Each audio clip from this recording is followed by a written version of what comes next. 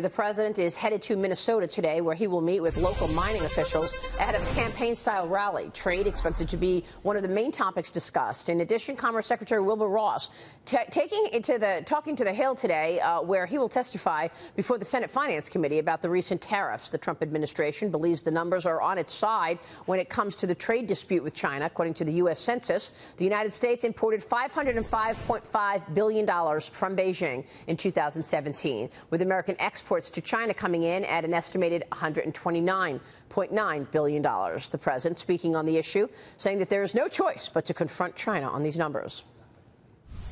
You see what's happening with China. We have no choice. This should have been done many years ago. We have no choice. China has been taking out $500 billion a year out of our country and rebuilding China. I always say we have rebuilt China. They've taken so much. It's time, folks. It's time. So we're going to get smart, and we're going to do it right. And we're actually getting a lot of support, but we have to do something about it. Joining me right now is White House National Trade Council Director Peter Navarro. And Peter, good to see you this morning. Thanks very much for joining us. Good morning, Maria. What are you expecting these tariffs to do to American industry over the short term? I think the problem here is that China has targeted the crown jewels of American technology. It's astonishing that China wants to have 70% of production of these top industries by 2025, when it only has a fourth of the population. And these, Maria, these are the industries of our future. These are the industries on the NASDAQ. These are the things that are going to drive not only our economy, but provide for our national defense. So what the president is doing here firmly is saying you can't take our crown jewels. The tariffs are designed to defend our industries against the predatory practices which have been used to take other industries from us, like solar, steel, appliances, and things like that. And the president is also considering investment restrictions which would prevent the Chinese from buying up Silicon Valley. So this is what it's about. And you know, from a market and financial market point of view, the chessboard looks very, very good here. We have a very strong economy. All of the indicators are very, very bullish. As one of your hosts said earlier, we think we can get a really good deal on NAFTA fast. We have done a very good deal with South Korea. Nobody said that should be renegotiated, but the president did that firmly. And so it's bullish for American companies if China stops stealing their stuff. Right. I mean, think about it. They spend tremendous amount every year on research and development in order to get a fair rate of return to drive earnings, and that drives the market up. Yeah. If China basically is sucking that intellectual property away using theft, forced transfer, evasion of our export controls, and purchase, colonization by purchase, I call it.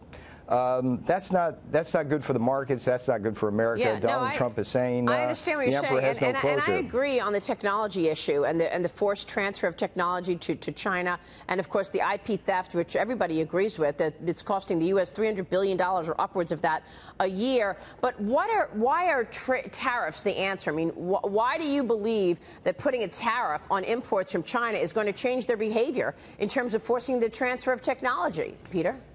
The purpose of the Trump tariffs on high technology, they're very targeted, is to defend our industries here in America, artificial intelligence, robotics, blockchain technology, from Chinese predation. If we learned anything since China joined the World Trade Organization in 2001, that it has a highly predatory model. My office released a report yesterday which shows that China uses over 50 unfair acts, policies, and practices outside the norms of free trade to basically take our wealth from us and our industries from us. So we've learned that lesson, and we're not going to let China come in and dump robotics capacity or autos capacity or aerospace capacity into our markets, put us out of business as they're stealing our technology, and then have that on their home soil. It's a tremendous transfer not only of wealth every year, but of our factories and jobs. So the purpose of the tariffs, to be clear here, is to defend our industries from Chinese predation. The purpose of the investment restrictions, should they be introduced, is to simply stop China coming in with its trillions of dollars, its state-backed funds, from buying up Silicon Valley, which is our future. This is, make no mistake about this. These are the industries of the future that will provide the growth, the productivity gains, the real wages, the tax base that we're going to need to pay for everything for our people. So this is an important issue, but ultimately it's very bullish if we can stop the Chinese from doing what they're doing, which is theft, transfer, and a whole ball of wax. Stop them? I mean,